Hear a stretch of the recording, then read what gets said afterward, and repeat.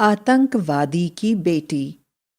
साधना के पिता भारतीय सेना में काम करते थे और उनकी तैनाती कश्मीर बॉर्डर पर थी। बॉर्डर पर आतंकवादियों की गतिविधियां चल रही थीं और वह 15 सैनिकों की टुकड़ी के कप्तान थे। आज उन्हें घर की बहुत याद आ रही थी। उन्होंने अपनी बेटी साधना को फोन किया और बोले, प्यारी बेटी साधना, मुझे पूरा विश्वास है कि तुम अपने बूढ़े दादी दादा, अपनी माँ और अपने छोटे भाई की पूरी देखभाल कर रही होगी। बहुत मुश्किल से फ़ोन मिला है। मैं ज़्यादा लंबी बातचीत नहीं कर सकता।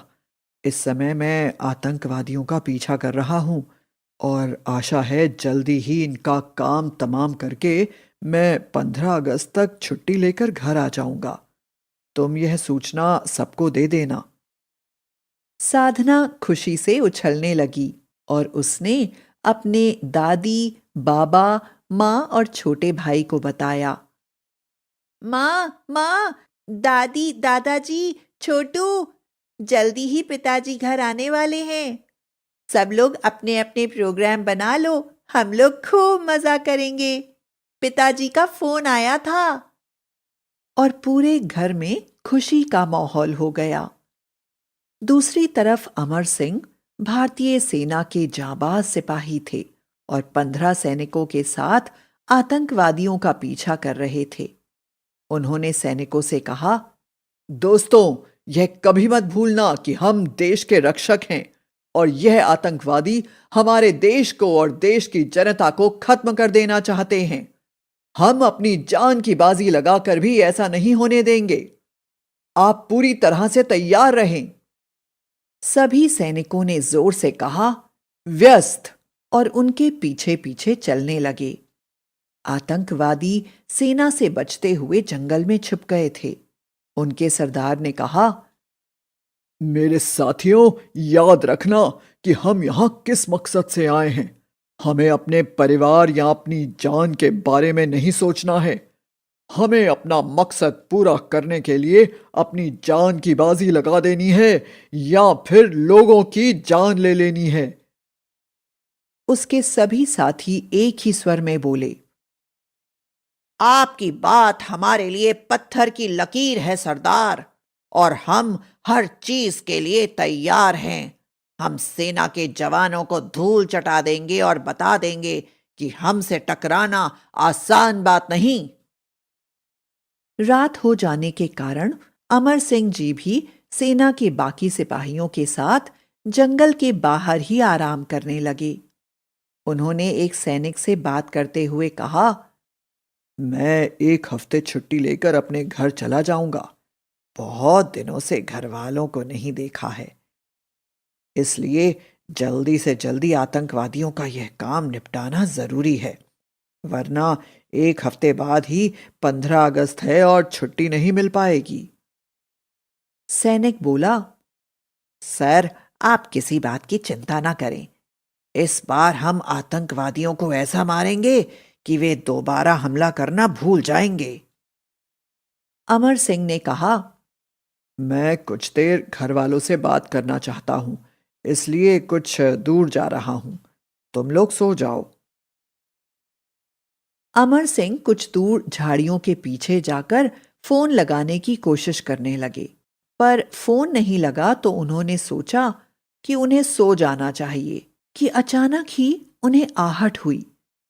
वह यह देखकर हैरान रह गए कि आतंकवादियों ने सभी सैनिकों को घेर लिया था और बंदी बना लिया था। उन सब के हथियार आतंकवादियों के पास ही थे। आतंकवादियों ने सभी सैनिकों के हाथ पैर बांधकर कहा, अगर जान की सलामती चाहते हो तो बिना एक भी पल गवाए चुपचाप हमारे पीछे चलते रहो। अमर सिंह भी आतंकवादियों और सैनिकों का पीछा करने लगे और उन्होंने सेना के हेडक्वार्टर पर फोन करके कहा, सर, आतंकवादियों ने सभी सैनिकों को बंदी बना लिया है। सिर्फ मैं ही बचा हूं और उनका पीछा कर रहा हूं। लेकिन मैं आपको अपनी सही लोकेशन नहीं दे सकता, क्योंकि मुझे खुद नहीं पता कि मैं कहां तक पहुंच गया हूं। आप मेरे फोन के द्वारा पता लगाकर सहायता के लिए आएं। तब तक मैं मोर्चा संभाले रखूंगा। रात काफी गहरी हो चुकी थी और अमर सिंह की बंदूक भी आतंकवादियों के पास ही थी। इंतजार करने के बाद जब अमर सिंह ने देखा कि आतंकवादी गहरी नींद में सो रहे हैं, तो वह एक एक करके सैनिकों की रस्सियां काटने लगे और धीरे धीरे उन्हें समझाते हुए बोले, सेना जल्दी ही हमारी मदद के लिए आ जाएगी, अपने अपने हथियार संभालें। जब वह आखिरी सैनिक को स्वतंत्र कर रहे थे, तो अचानक एक आतंकवादी की आंख खुल गई और वह जोर जोर से चिल्लाने लगा, जागो जागो, सब भाग रहे हैं। लेकिन आतंकवादियों के जागने से पहले ही सेना के जवानों ने उन पर गोलियों की बौछार कर दी और सभी आतंकवादी मारे गए। कुछ ही देर में सेना की मदद भी वहां पहुंच गई और सभी सैनिकों और आतंकवादियों को शवों को लेकर वापस आ गए। इन आतंकवादियों में राबिया नाम की एक लड़की के पापा भी थे। राबिया ने प्रतिज्ञा की। उसने अपने मरे हुए बाप की कसम खाते हुए कहा, मैं उनकी मौत को खाली नहीं जाने दूंगी और किसी भी तरह अमर सिंह की जिंदगी बर्बाद कर दूंगी। अमर सिंह घर जाने के लिए बेचैन थे और उन्हें छुट्टी भी मिल गई थी। जब वह ट्रेन से घर जा रहे थे, तो राबिया भी उसी ट्रेन में उनका पीछा करने लगी। वह उनके साथ वाली सीट पर ही बैठ गई और आसपास के लोगों की मदद करने लगी। अमर सिंह उससे बड़े प्रभावित हुए और बोले, बेटी, तुम तो बड़ी ही दयालु हो। मेरी बेटी भी बिल्कुल तुम्हारी उम्र की है।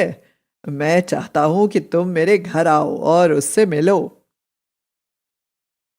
राबिया बोली, अंकल, मेरा वैसे भी यहाँ कोई नहीं है।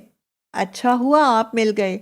अब मैं आपके साथ ही आपके घर चलती हूँ और काम खत्म होने पर वापस आ जाऊंगी। अमर सिंह बोले, हाँ हाँ, क्यों नहीं, और खुशी खुशी राबिया को घर लेकर आ गए। राबिया ने घर के अंदर घुसते ही अपना बदला लेने का काम शुरू कर दिया। उसने सबसे पहले उनके घर के बाथरूम में एक सीक्रेट सैटेलाइट फोन लगाया, जिसके जरिए वह बाकी आतंकवादियों से बातें करती थी। उन्होंने राबिया को एक फल वाले का पता दिया और कहा, अमर सिंह के परिवार को मारने और बर्बाद करने के लिए तुम्हें जिस चीज की भी जरूरत हो, यहां से मिल जाएगी। राबिया अमर सिंह के परिवार वालों के साथ बड़े ही प्रेम से मिली और उसने निर्णय कर लिया, मैं अपने हाथों से इस पूरे परिवार के लिए खाना बनाऊंगी और खाने में जहर मिलाकर पूरे परिवार का काम तमाम करके चुपचाप निकल जाऊंगी। यह सभी कुत्ते की मौत मरेंगे और मेरे पिता का बदला भी पूरा हो जाएगा। अगले दिन सुबह ही वह उस फल वाले से मिलने के लिए निकल पड़ी। कुछ ही दूर जाने पर अचानक चारों तरफ से पुलिस की गाड़ियों ने उसे घेर लिया और उसके कुछ भी समझने से पहले ही पुलिस ने फायरिंग शुरू कर दी। गोली सीधे उसके पेट में लगी और वह बेहोश हो गई। जब राबिया को होश आया तो वह हैरान हो गई। वह अमर सिंह के घर में थी और घर में डॉक्टर उसका इलाज कर रहे थे। घर के सभी लोग उसकी सेवा में लगे थे और अमर सिंह की बेटी साधना का खून उसे चढ़ाया जा रहा था। राबिया को होश में देखकर डॉक्टर बोला, तुम बड़ी भाग्यशाली हो। गोली सीधे किडनी में लगी थी, लेकिन अमर सिंह जी ने तुम्हें अपनी किडनी देकर तुम्हारी जान बचा ली और उनकी बेटी का खून तुम्हारे खून से मैच हो गया। अमर सिंह के परिवार की वजह से आज तुम जीवित हो। साधना बोली, तुमने बाथरूम में जो फोन लगाया था, पुलिस ने उसको ट्रेस कर लिया और तुम्हें आतंकवादी घोषित कर दिया, लेकिन पिताजी ने कहा कि तुम उनकी बेटी हो और वह पुलिस से बचाकर तुमको यहाँ ले आए। हम तुम्हें कुछ नहीं होने देंगे, तुम मेरी बहन हो। राबिया की आंखों से पश्चाताप के आंसू बहने लगे। उसे समझ में आ गया कि वह कितनी बड़ी गलती करने जा रही थी। इसके बाद सारी जिंदगी वह अमर सिंह को अपने पिता के समान सम्मान देती रही। उसने आतंकवादियों से अपना संबंध तोड़ लिया था और वे सभी लोग खुशी खुशी अपना जीवन बिताने लगे।